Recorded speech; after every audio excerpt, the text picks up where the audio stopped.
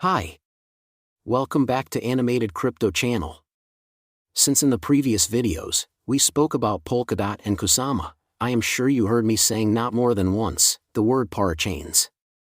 Then been said, in today's episode we are going to be more focused on the Parachains, to find out more information about them. I am confident that you already know what a Parachain is, so let's get into it. There are three types of Parachains: Parathreads, and common good Parachains, which now are known as system Parachains. Now let's start with Parachains, and how a project can secure a slot either on Polkadot or Kusama.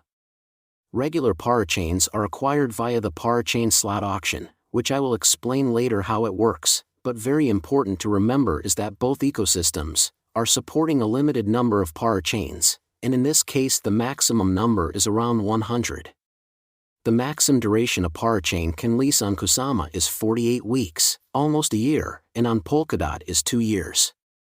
Additionally to this difference, the Parachain slot can lease on Kusama for 6 weeks and on Polkadot for 3 months.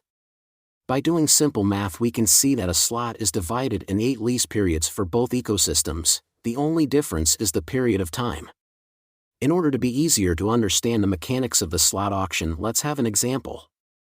Before starting, I should remember you that each project that wants to secure a slot has to use for the auction the native token for Polkadot and the native token for Kusama. In this example we will exemplify an auction on Polkadot. Let's say, Project A bids 100 tokens for the entire slot period. Project B bids 125 tokens, but only for the first 4 lease periods. Project C observes this bid on-chain, and bids 80 tokens for the range 5 to 8. Now let's do the math. 100 tokens multiplied with 8 lease periods equal 800.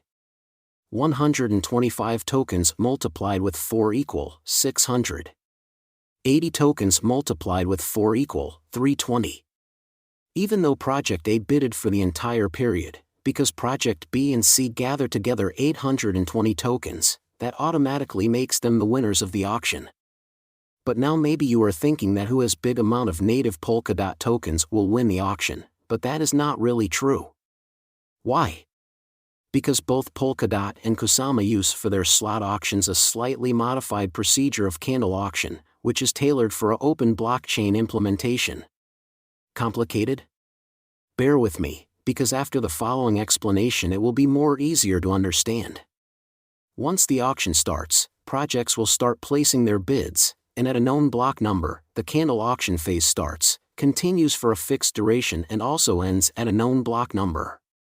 Now comes the part that I really like. Within this period, the projects may keep updating their bids.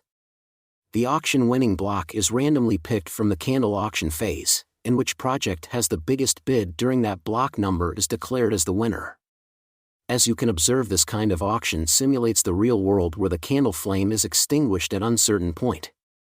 This type of auction gives also startups with low capital a chance to come and secure a slot or a smaller lease period for starting to develop. An interesting aspect is that if a project with a 1 slot is heading in the direction they want and to ensure continuity of their service, they can easily participate in the next Parachain slot auction. Like I told you, this type of auction is not so difficult to understand. We are going to wrap it up for today, but it is not over. In the next video I will bring you more interesting information related to Parachains. Don't forget.